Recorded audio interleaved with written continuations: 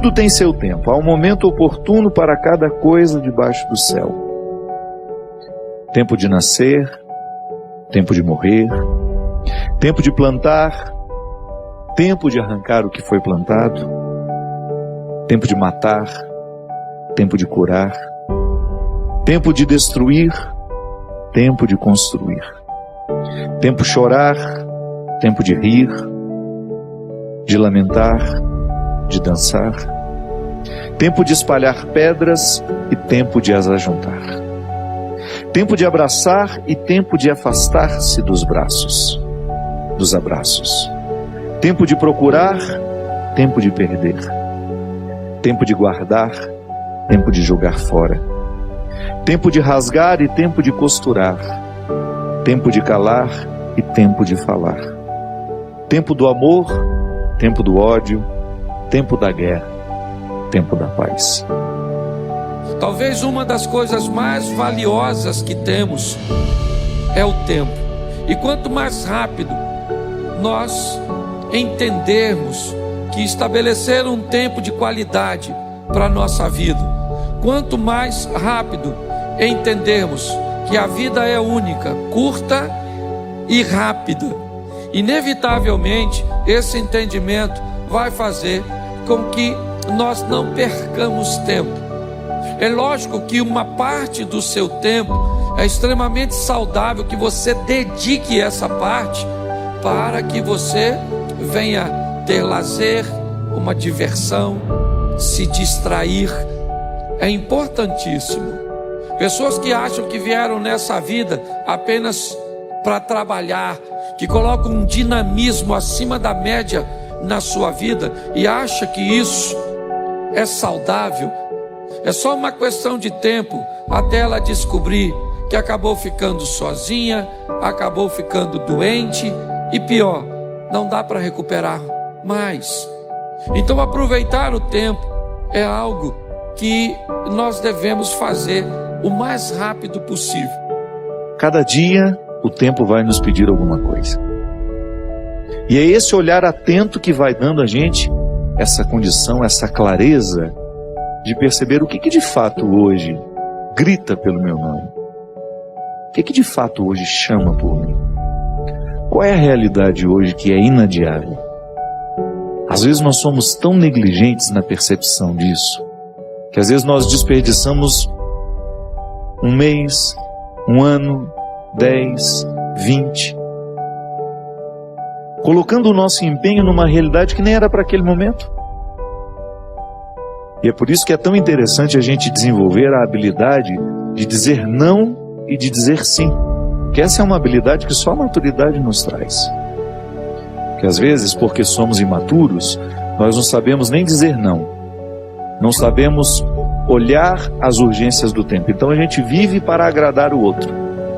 O primeiro tempo que eu quero falar com você é o tempo dos outros. Aquele tempo que não é seu, mas você gostaria que fosse. E não consegue entender que o tempo dos outros não é o seu. Muitas pessoas se perdem canalizando tanta atenção para o que está acontecendo na casa do vizinho, na empresa do vizinho, na igreja do outro pastor, que esquece de canalizar suas forças para fazer as coisas acontecerem na sua própria vida. Aprenda uma coisa: em muitas fases da sua vida, o casamento de outras pessoas vão estar melhor que o seu. A situação financeira de outras pessoas vão estar melhor que a sua. A aparência dessa pessoa vai estar melhor que a sua. Você precisa ter maturidade para entender que o tempo dos outros não é o seu tempo. Pare de olhar o que está acontecendo na vida de seu vizinho. Trabalhe, ore, entenda que o seu tempo vai chegar. E não use a medida dos outros para estabelecer a sua. Quantas vezes eu na minha vida me empenhei no lugar errado, na questão errada. E depois não tem como ser feliz. Não tem como eu descobrir um contentamento sabendo que o meu empenho não foi onde deveria ter me empenhado.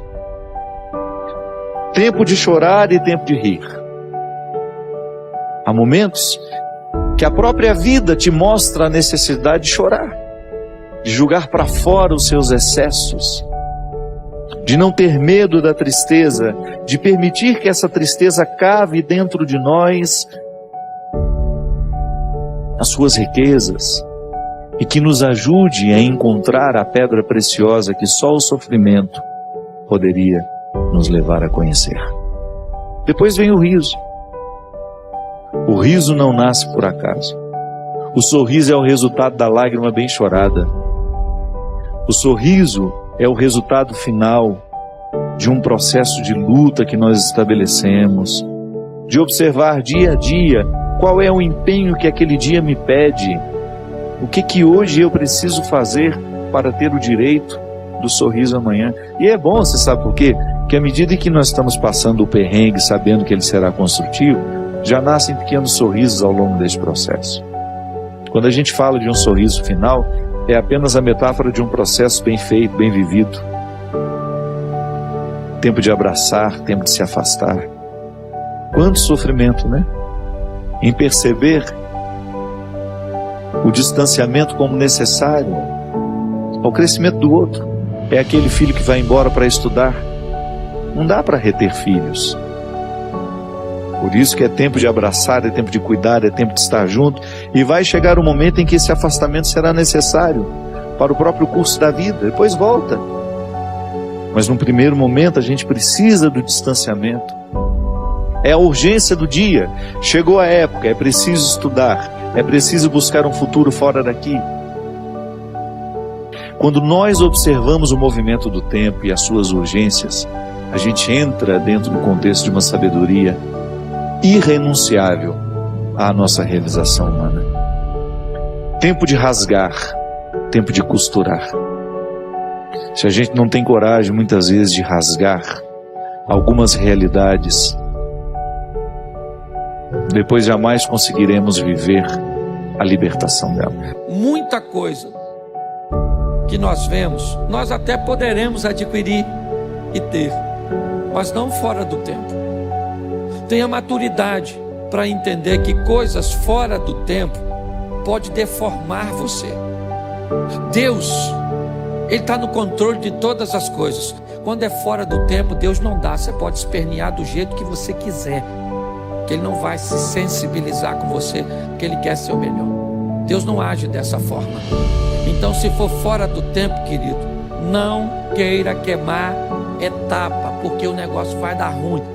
O tempo de Deus é correto. Aguarde o que Deus tem a fazer por você. Ele não chega atrasado na sua vida, no seu casamento. Ele não chega. Ele sabe o que está fazendo. Ele está cuidando de você. Muitas pessoas se atrapalham querendo coisas fora do seu tempo. Você tem que descobrir seu tempo. Qual é o seu tempo?